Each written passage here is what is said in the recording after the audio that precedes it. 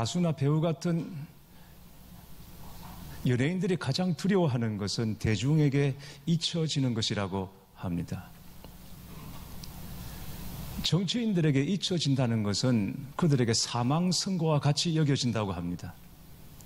그래서 나쁜 뉴스라도 안 나오는 것보다는 훨씬 낫다고 여긴다는 것입니다. 비단 연예인이나 정치인뿐 아니라 사실 잊혀진다는 것은 우리 모두에게 살아가면서 겪는 가장 슬픈 일일 수 있습니다. 제가 지방 소도시에서 사역하고 있을 때 매일 전화기만 바라보고 살았던 적이 있었습니다. 지금 생각하면 무척 철이 없는 일이었지만 그때는 누군가 저를 기억해 주기를 간절히 기다렸던 시절이었습니다. 아마 여러분도 그럴 것입니다. 우리는 모두 주변 사람들로부터 그리고 꼭 가깝지 않는다 해도 누군가로부터 잊혀지는 것을 슬퍼하고 힘들어합니다. 요셉이 바로의 술 맡은 관원장, 떡 굽는 관원장의 꿈을 풀어준 지가 2년이 지났습니다. 이 2년이라는 세월은 요셉에게 있어서 그 어느 때보다도 힘들고 어려운 시기였을 것입니다. 간절히 기대했던 것이 이루어지지 않을 때 찾아오는 고통은 그만큼 더 힘들고 괴롭기 때문입니다. 요셉은 술 맡은 관원장의 꿈을 풀어주고 난 다음에 그가 풀려나가는 모습을 보면서 이제 곧 자기도 뒤따라 나갈 줄 알았습니다. 바로에게 자기의 억울한 사정을 신원해 주어서 바로가 사면해 주고 그리고 가족의 품으로 돌아갈 수 있을 것이라 여겼던 것입니다. 그러나 술 맡은 관원장은 감옥에서 나오자마자 요셉을 까맣게 잊어버렸습니다. 사실 요셉 같은 사람을 그렇게 기억할 필요가 없는 거죠. 뭐 그리 중요하겠습니까? 그저 감옥에서 만났고 자신의 꿈을 해석해 준 그런 정도일 뿐이죠. 당시에는 고마웠겠지만 그러나 시간이 지나면서 잊어버렸습니다. 여러분 아셔야 합니다. 이게 세상입니다. 이게 사람들입니다. 가끔 우리 성도들을 뵈면 남들이 어떻게 생각할까? 남들이 나를 어떻게 볼까? 그런 이목들, 눈들 이것 때문에 이렇고 저렇고 그런 말씀들을 하시는데 제가 그럴 때마다 저를 포함해서 그렇게 말씀드립니다. 남들은 나를 그렇게까지 알뜰하게 생각 안 합니다. 그렇게 깊이 생각 안 합니다. 그러니까 그 마음을 내려놓으십시오. 내가 나를 생각하는 것처럼 남들이 나를 그렇게까지 깊이 잠도 안 자고 그렇게 생각 안 하니까 너무 남을 의식하지 마시라고. 여러분 그렇습니다. 세상이 그렇습니다. 그러므로 우리는 세상에 대하여 사람들에 대하여 너무 많은 것을 기대하지 않는 것이 좋습니다.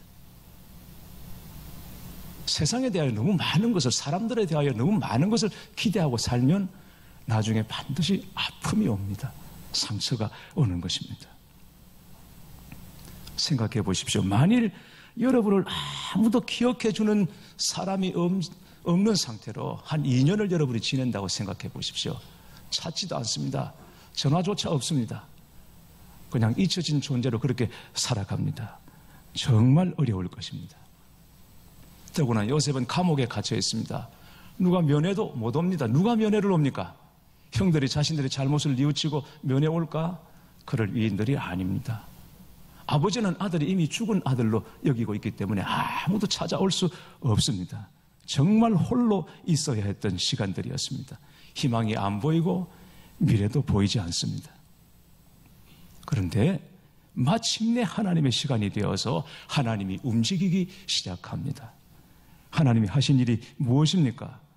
바로의 꿈에 개입하신 것입니다. 어느 날 바로가 꿈을 꾸었습니다. 바로의 꿈은 두 가지였습니다. 첫 번째는 나일 강가에서 아름답고 살진 7 암소가 올라와서 갈밭에서 풀을 뜯고 있었습니다. 그런데 뒤이어서 흉하고 파리한 7 암소가 올라와서 그 살찌고 아름다운 암소를 잡아먹어 버렸습니다. 이 암소 꿈이라는 것이 의미심장하거든요. 지금 힌두교인들은 소를 신성하게 여기지 않습니까? 그런데 힌두교도뿐 아닙니다. 옛날부터 고래로부터 소는 사람들에게 아주 신성한 존재로 여겨졌고 때로는 숭배까지 했습니다. 애굽 사람들이 믿는 신 중에 이시스라는 신이 있습니다. 이게 암소입니다. 그래서 거기 영향을 받아서 이스라엘 백성들이 출애굽할 때 광야에서 송아지를 만든 것입니다. 금부치를 가지고. 나일강은 애굽 사람들에게 생명의 근원이었고 풍요와 그리고 다산을 상징하는, 그들에게 형통을 상징하는 강이었습니다. 그런데 바로 거기에서 이런 끔찍한 일이 일어났으니 바로가 얼마나 놀랐겠습니까? 잠에서 벌떡 깨었습니다. 그러다가 다시 잠이 들었는데 또 꿈을 꾸었습니다. 이번에는 한 줄기에 무성하고 충실한 7 이삭이 나왔습니다. 그리고 뒤이어서 가늘고 바람에 마른 7 이삭이 나와서 앞에 무성하고 충실한 7 이삭을 먹어버리는 꿈이었습니다. 이 연속된 꿈을 꾸고 바로는 번민이 되어 이젠 더 이상 잠을 잘 수가 없었습니다. 아침이 되어서 애굽의 점술가들과 현인들을 불러서 자기의 꿈을 말한 다음에 해석해보라 했습니다. 아무도 해석을 못 해냅니다. 흔히 꿈보다 해몽이라는 말이 있지 않습니까? 꿈이라는 게 수학 공식처럼 딱 답이 있는 게 아니거든요. 해몽이 그냥 그거 좋은 꿈일 것 같다, 그건 좀 조심해야 되겠다, 이런 식으로 말해버리면 되는 겁니다. 이게 수학 공식이 아니니까 반드시 정답이 있는 게 아닙니다. 그래서 점술가들 또 현인들이 와서 꿈 얘기하면 아무래도 이런 꿈인 것 같습니까? 이런 내용인 것 같습니다. 말해주면 되는 겁니다. 그런데 아무도 말을 못합니다. 해석을 못합니다. 왜 그랬을까? 그 꿈을 꾸고 지금 그 꿈 해석을 받기 원하는 이 바로의 표정이 너무 진지했고 심각해서 그 기운에 눌려가지고 감히 말을 할 수가 없었습니다. 그러나 애굽의 술객들과 이 지식인들이 진짜 그 꿈을 해석할 수 없었던 이유는 그 꿈이 바로 하나님의 꿈이었기 때문입니다. 하나님의 꿈을 어떻게 세상 술객들과 세상 지식으로 그것을 풀어낼 수 있겠습니까? 풀 수가 없는 것이죠. 하나님의 비밀을 어떻게 세상의 지식으로 경험으로 알 수 있겠습니까? 그런데 사람들은 그것 가지고 하나님을 다 아는 것처럼 그렇게 기고만장하죠. 세상 사람들이 교회에 대해서 굉장히 많이 알고 있는 것 같죠. 술 맡은 관원장이 2년 만에 드디어 요셉을 생각해 냈습니다. 내가 오늘 내 죄를 기억하나이다. 술 맡은 관원장은 바로의 노여움을 받아서 감옥에 들어갔던 일을 기억하고 싶지 않았을 것입니다. 그게 무슨 좋은 일이라고 기억하고 살겠습니까? 그런 마당에 요셉을 기억한다, 지우고 싶은 사람인 거죠. 그런데 더 이상 지울 수가 없고 감출 수가 없고 바로에게 요셉을 말하지 않을 수 없는 그런 시점이 되었습니다. 말해야 할 시점이 된 것입니다. 그래서 바로에게 감옥에서 겪었던 그 일을 비로소 말하면서 요셉을 추천하는 것입니다. 사랑하는 교회 여러분, 하나님은 절대 실수하지 않는 분이심을 믿으시기 바랍니다. 하나님의 때가 되었을 때에 하나님은 술 맡은 관원장으로 하여금 정확하게 요셉을 기억하게 하셨고 또 바로에게 요셉의 이야기를 하게 하셨습니다. 여러분 생각해 보십시오. 바로가 굳이 요셉을 만날 필요가 있습니까? 만날 필요가 있고 없고를 떠나서 그런 존재가 있는지 자체도 모르는 거죠. 한 사람은 당대 최고의 권력자이고 또 한 사람은 노예에다가 거기다가 죄수가 되었 사람입니다. 그런 사람을 그 감옥 어둠침침한 곳에 파묻혀 있는 이런 이름 없는 청년을 어찌 압니까? 그런 사람을 어떻게 찾겠습니까? 가능성이 없는 일이죠. 그런 존재가 이 세상에 살아가고 있다는 것, 여러분 어떻게 알겠습니까? 모르는 일입니다. 그런데 하나님께서 하시면 되는 것입니다. 하나님께서 하시면 찾게 하시고 만나게 하시는 것입니다. 사람의 뜻과 사람의 방법으로는 안 되는 일이지만 하나님이 하고자 하시면 하나님께서는 바로의 꿈속에도 들어가시고 꿈을 꾸게 하시고 잊었던 사람을 생각나게도 하시고 부르게도 하시고 만나게도 하시고 그의 말을 듣게도 하시는 분이십니다. 여러분은 여러분의 인생에서 여러분이 가지고 있는 문제에서 하나님의 때에 하나님이 원하시는 방법으로 하나님이 역사하시기를 정말 원하고 계십니까? 여러분이 아멘 하실지 모르겠습니다만 그러나 사실 우리는 우리 안에 그래도 우리 마음대로 되었으면 하는 이 강한 욕구를 가지고 있습니다. 하나님의 방법, 하나님의 때 우리가 다 믿습니다, 신뢰합니다 라고 말하지만 그러나 실제로 그게 내 문제가 되면 내 생각대로, 내 방법대로, 내 뜻대로, 내 시간표대로 되기를 바라는 이 강한 욕구를 우리가 가지고 있는 것입니다. 그래서 그렇게 되지 않았을 때 낙심이 되고 좌절이 되고 때로는 하나님을 원망까지도 합니다. 그러나 우리는 하나님이 하나님의 시간표대로 역사하신다. 내가 아무리 징징대고 투정을 해도 결국은 하나님 거기서 감동받으시는 것이 아니라 하나님은 하나님의 시간표대로 일하시고 그게 또 완전히 옳으시다는 것을 알아야 합니다. 믿어야 합니다. 남편 백화점 문 열었다는 얘기 여러분 들어보셨나요? 우리 자매님들 잘 들으셔야 됩니다.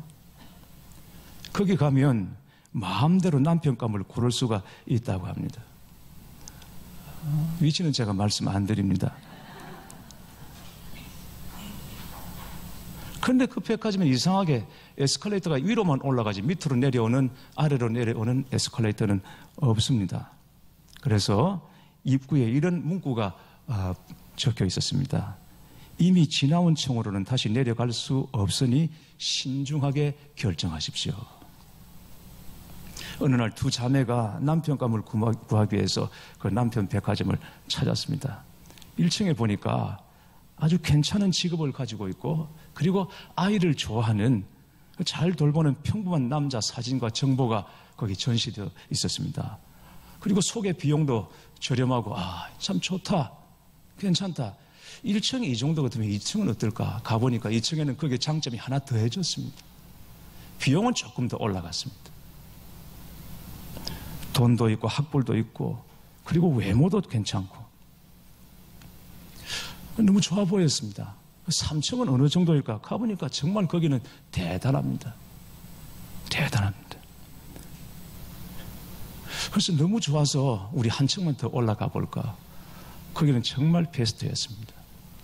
너무너무 좋았습니다. 집안 좋고 학벌 좋고 일도 잘하고.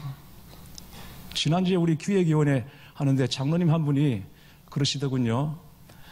설거지를 그렇게 잘하신다고 장로님께서. 그래서 움직이지 않고 서서 하시는 일은 뭐든지 하시겠다고 그러세요. 그런데 걸레 들고 다니는 거는 못 하시겠다고. 빗자루 들고 다니는 거는 못해도 그 자리에 서서 하는 거는 막 물이 튀겨도 하시겠다고. 그런데 사청에 보니까 설거지도 잘하죠. 청소도 잘하죠. 돈도 있죠. 외모 있죠. 학벌 있죠. 집안 좋죠. 너무너무 좋았습니다. 그런데 거기서 멈춰지지를 않는 것입니다. 이 정도면 5층은 어떨까? 막 속의 병이 얼마가 들어가든 우리 올라가자. 그래서 두 자매가 5층으로 올라갔습니다. 그런데 가자마자 그들은 그 자리에 아연실색하고 주저앉고 말았습니다. 왜냐하면 5층은 텅 비어 있었기 때문입니다. 아직 미혼인 우리 젊은이들에게 짝을 만나는 일은 가장 큰 기도 제목일 수 있습니다. 그래서 어른들의 입장에서, 부모 입장에서는 이 사람 저 사람 부지런히 좀 만나보고 선택의 기회를 많이 가졌으면 하는 바람도 있을 것입니다.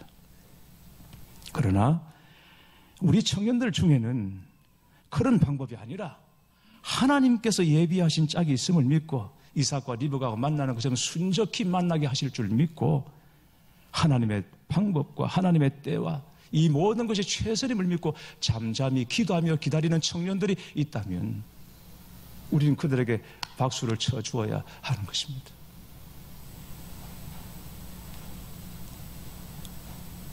술 맡은 관원장에게 요셉을 소개받은 바로가 즉시 요셉을 데려오라 명합니다. 요셉은 갑자기 감옥에서 영문을 알 수 없습니다. 사람들이 막 들어와가지고는 끌어냅니다. 그리고는 수염을 깎으라, 옷을 입으라. 수염 깎고 옷을 갈아입습니다.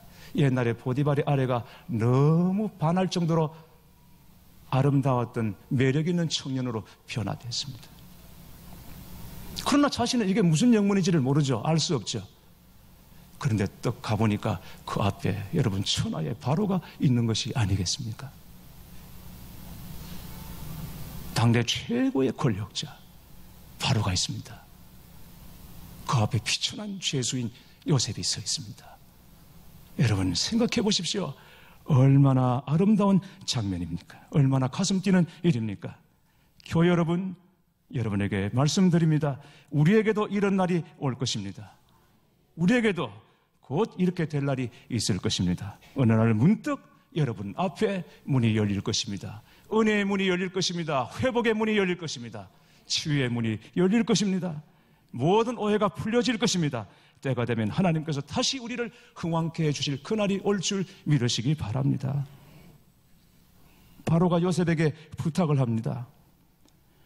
바로가 요셉에게 이르되 내가 한 꿈을 꾸었으나 그것을 해석하는 자가 없더니 너는 꿈을 들으면 능히 푼다 하더라. 아무도 내 꿈을 해석하지 못한다. 아무도 이 내 답답한 마음을 풀어주지 못한다. 이런 상황에서 술 맡은 관원장이 소개해준 요셉을 보았을 때 그 요셉은 바로에게 한 줄기 빛이었습니다. 희망이었습니다. 바로는 잘 알지도 못하는 이 비천한 히브리 청년, 이 노예 죄수에게 자기의 이 안타까운 사정을 다 토해냅니다. 토로해내는 것입니다.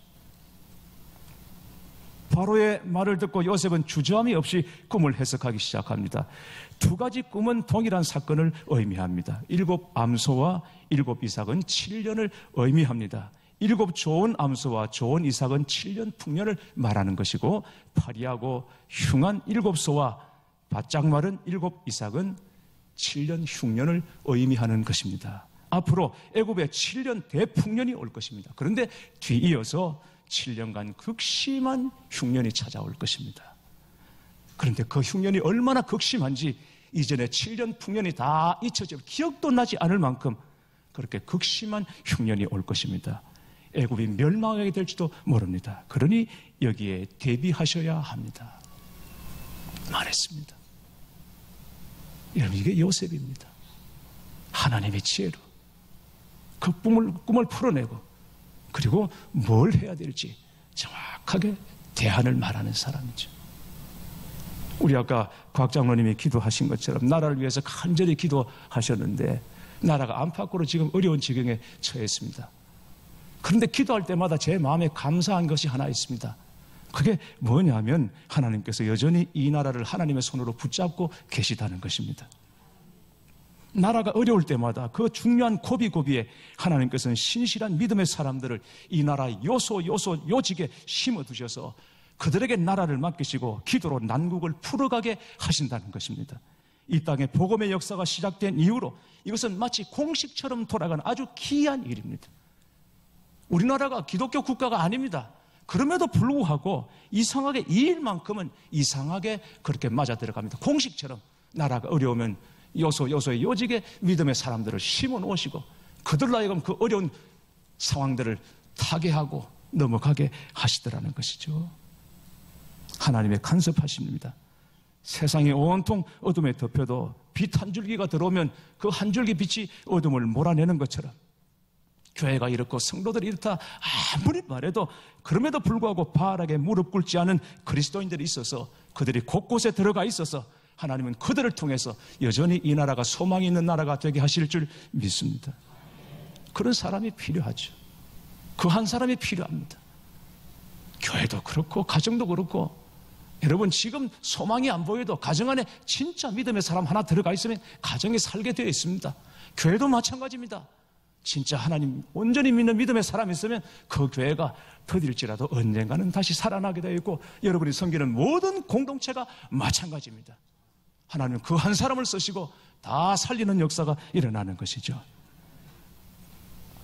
그래서 기도하는 한 사람이 기도하지 않는 한 민족보다 더 강하다는 말이 맞는 얘기입니다. 자, 여러분 16절 말씀을 보십시오. 바로의 부탁에 요셉이 어떻게 대답하는지를 보시기 바랍니다. 너는 꿈을 들으면 능히 푼다 하더라. 그러자 요셉이 뭐라고 대답합니까? 요셉이 바로에게 대답하여 이르되 내가 아니라 하나님께서 바로에게 편안한 대답을 하시리다. 너무 멋있지 않습니까? 정말 멋있습니다, 여러분. 이 대답이 너무 멋있습니다. 그렇습니다, 왕이여. 사람 잘 보셨습니다. 제가 어릴 때부터 꿈 하나는 기가 막히게 해석합니다. 이렇게 하지 않았습니다. 꿈을 누가 해석한다고요? 하나님이 하신다는 것입니다. 내가 하는 것이 아니라 하나님이 하십니다. 하나님이 언제나 자신과 함께 하신다는 것을 요셉이 믿었기 때문입니다. 하나님이 요셉과 함께 하셨다는 것은 요셉 자신도 하나님과 함께 했다는 것입니다. 그 극심한 고난의 때에도 요셉은 하나님이 지금도 나와 함께 하신다 하는 것을 믿었습니다. 한순간도 그것을 놓치지 않았습니다. 요셉이 당한 고난이 얼마나 극심한 것이었는지 시편 105편 18절에 보면 이렇게 말씀하고 있습니다. 그의 발은 착고를 차고 그의 몸은 쇠사슬에 매였으니, 감옥에 들어가 있는 것으로 끝이 아니었고 들어가 있는 중에 발에 착고를 차고 몸은 쇠사슬에 매여 있는 상태였습니다. 그런 극심한 고난 가운데 있었습니다. 그럼에도 불구하고 그 고난의 시간에도 불구하고 요셉은 하나님이 나와 함께 하신다. 형통할 때는 하나님이 나와 함께 하시고 불통할 때, 고난의 때는 하나님이 나를 떠나신 것이 아니라 그때나 지금이나 여전히 하나님은 나와 함께 하신다. 이걸 믿었습니다. 그래서 네가 꿈을 잘 푼다더라 천만에 내가 하는 것이 아니라 나와 함께 하시는 하나님이 하실 것입니다 라고 고백한 것입니다. 내가 아닙니다, 하나님입니다. 그런 말씀 하지 마십시오. 겸손하게 자기를 낮추고 하나님을 높였던 것입니다. 내가 아니라, 이 말은 비천한 죄수가 왕 앞에 할 수 있는 말이 아닙니다. 그런 말을 어떻게 합니까? 그래도 당당하게 말했습니다. 아닙니다, 제가 아닙니다. 제 안에 계신 저와 함께 하시는 하나님이 당신의 꿈을 풀어주실 것입니다. 그는 하나님을 의지하는 사람이었습니다. 여러분, 요셉이 위대한 것이 아닙니다. 요셉이 자꾸 얘기한다고 해서 그를 위대하게 보는 것이 아니라 요셉과 함께 하시는 하나님이 위대하신 하나님인 것을 우리가 기억해야 합니다. 그 하나님을 우리가 믿어야 합니다. 어느 성도님이 믿지 않는 집에 시집을 갔더니 시어머니가 틈만 나면 절에 가자고 그렇게 성화를 하더랍니다. 집안 모든 행사도 다 절에서 치릅니다. 교회 말은 감히 입 밖에도 꺼내지 못하게 하고 성경을 그냥 눈에 보이는 대로 집어 던지고, 그럼에도 몰래 말씀을 읽으며 붙잡고 살았습니다. 그런데 자꾸 그런 일을 당하다 보니까 이 시어머니의 성화를 받으면서 마음에 갈등이 생기는 것입니다. 내가 이렇게까지 믿어야 되나? 이 가정의 평화를 위해서 그냥 어머니와 함께 절에서 발을 들여놔야 되나? 시어머니 돌아가실 때까지만이라도 내가 불교 신자로 잠깐 살아야 하나? 이런 생각이 들어서 하나님께 답답한 마음에 물었습니다. 하나님, 정말 어떻게 해야 되겠습니까? 그랬을 때에 하나님께서 세미한 음성으로 말씀하셨습니다. 너 나 사랑하니? 나는 마음 다해 너를 끝까지 사랑한단다. 그렇구나. 내가 주님보다 시어머니를 더 두려워하고 있구나. 그걸 깨달았습니다. 주님께 묻고 자기 마음을 쏟아내고 나니까 그동안 이 혼란스러웠던 마음에 정리가 되고 평안함과 담대함이 생겼습니다. 어머니, 저 잠깐 보세요. 어머니께 드릴 말씀이 있어요. 그리고는 어머니를 모셨습니다. 어머니, 저 드릴 말씀이 있어요. 저는 예수님 한 분이면 돼요. 그랬습니다. 어머니, 저는 예수님 한 분이면 돼요.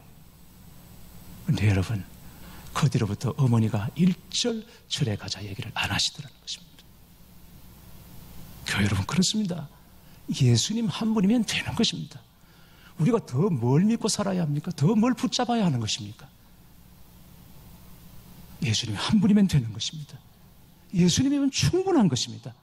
그러면 주께서 일하시고 주께서 역사하시고 환경까지 바꾸어 내시는 것입니다. 나는 못해도 하나님은 하시는 것입니다. 예수님은 족합니다. 예수님은 충분합니다. 나는 부족하고 연약하지만 끝까지 하나님 믿고 하나님 뜻을 이루고자 그 간절한 꿈을 붙잡고 살아가는 사람에게는 하나님이 일하십니다. 하나님이 역사하시는 것입니다. 그리고 어느 날 문득 우리 앞에 하나님께서 문을 여실 것입니다. 은혜의 문을 여시고 회복의 문도 여시고 응답의 문도 여시고 치유의 문도 여시고 우리 마음의 소원의 문도 활짝 열어주심으로 우리 모두가 다 주께 영광이 되게 해주실 줄 믿습니다.